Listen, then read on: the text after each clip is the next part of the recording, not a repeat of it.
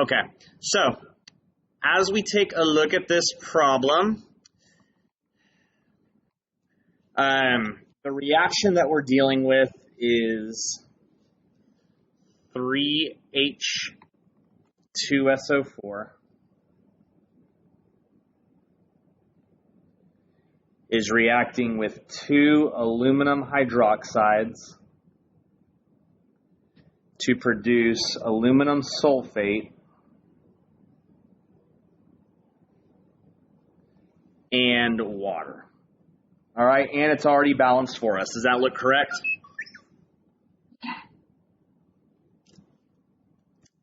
Okay, and then it gives us 40 grams of this guy, along with 33.8 grams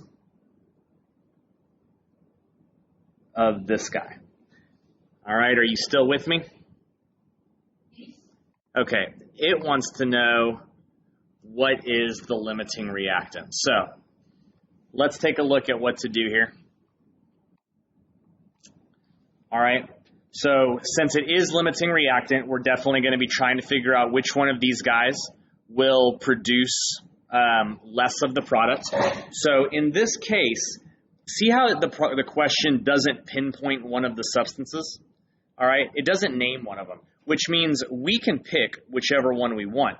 So I'm going to pick water just because I can add up the molar mass of water a lot easier. Water is just friendlier to use. Now, the reason it doesn't matter which one I pick is because I just need both of my grids to go to the same one, and that would give me 2 comparative answers. All right, so I'm going to set up 2 grids because it's a limiting reactant problem. My very first grid is going to be dealing with grams of H2SO4, while my other grid is going to be dealing with grams of aluminum hydroxide. Are you with me so far? Okay. Now remember, my given cannot be in grams, so I need it to be in moles. So right away, I'm going to turn this into moles of these compounds. Still with me? Okay. And then I chose water, and since it doesn't dictate what unit I need to go to, I'm going to just pick moles also because that's going to be less work. All right.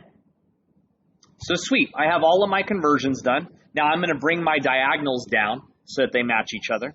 So I'll go grams of sulfuric acid here and moles of sulfuric acid here. All right, down on the bottom one, I can go grams of aluminum hydroxide here, diagonal, moles of aluminum hydroxide here. Yeah? All right. Moles is over grams. My conversion factors in my rules state that 1 mole equals periodic table grams. All right, so here's where I will need to add up the molar mass of sulfuric acid. All right, so we're going to go 1.008 times 2. That's the 2 hydrogens. All right, plus my sulfur is 32.06. And then 4 oxygens at 16 apiece. Gives me a molar mass of 98.08. So I'm going to go 98.08 there. All right. As I go down to the bottom grid, again, 1 mole is periodic table grams. So this will be 1 mole. And now I need the molar mass of aluminum hydroxide. So aluminum is 26.98. I'm going to add that to 3 oxygens, 16 times 3. I'm going to add that to 3 hydrogens, 1.008 times 3, which comes out to 78.00. There's the molar mass of aluminum hydroxide. When mole is over mole, it's coefficients. All right, so the coefficient of water is 6.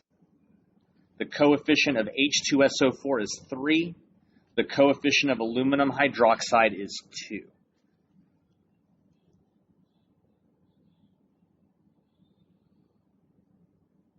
Now I've got my grids fully set up. So for the top grid, I'm going to go, oh, I'm sorry, I never wrote my given info here. Stupid teacher. Remember, my starting square is the given. So this was supposed to be 40 grams, and this is 33.8 grams. That's from my starting values up here. So 40 times 1 times 6 gives me a top numerator of 240. That needs to be divided by 98.08 times 3. So this top grid is going to give me approximately 0.8. All right. The other grid is going to be 33.8 times 1 times 6, dividing that by the bottom of 78 times 2. The bottom grid comes out to 1.30. All right, and here are the counts. Now remember,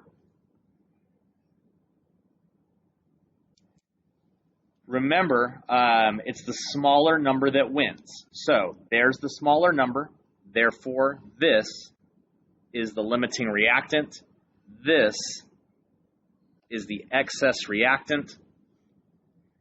And the question that we're dealing with says, what is the limiting reactant?